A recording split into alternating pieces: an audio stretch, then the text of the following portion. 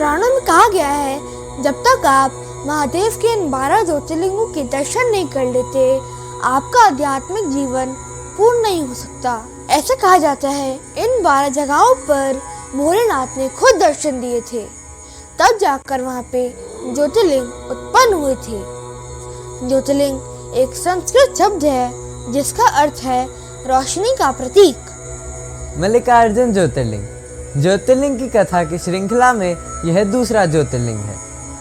मल्लिकार्जुन ज्योतिर्लिंग आंध्र प्रदेश में कृष्णा नदी के तट पर श्रीशैल नामक पर्वत पर स्थित है। इसे दक्षिण का कैलाश भी कहते हैं।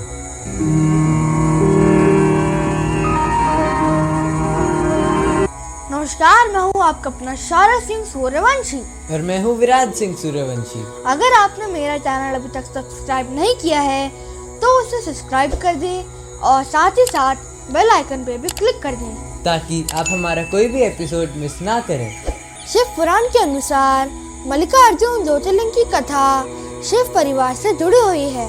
कथा के अनुसार भगवान शिव के छोटे पुत्र गणेश अपने बड़े भाई कार्तिकेय से पहले विवाह करना चाहते थे।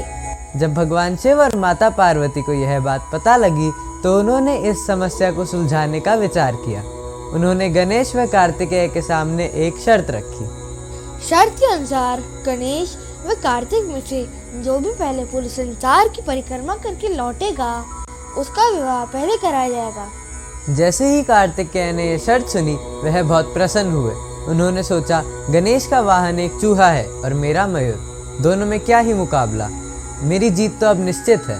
भगवान शिव व माता पार्वती से आज्ञा लेकर अपनी सवारी मोर पर सवार होकर बिना देर किए दुनिया की परिक्रमा करने निकल पड़े। दूसरी ओर, जैसे आप सब जानते ही होंगे, श्री गणेश बुद्धि के स्वामी हैं। उन्होंने सोचा, अगर मैं अपने वाहन पर पृथ्वी की परिक्रमा करने निकला तो युग बीत जाएंगे और मेरी हार निश्चित है। उन्होंने अपनी बुद्धि का प्रयोग कर अपने माता पिता को आसन पर बिठाया और उनकी 7 बार परिक्रमा की। यह देखकर माता पार्वती ने गणेश को कहा, हे पुत्र, शर्त यह थी जो पूरी दुनिया की परिक्रमा कर पहले लौटेगा वही विजेता होगा। किंतु तुम तो हमारी ही परिक्रमा कर रहे हो।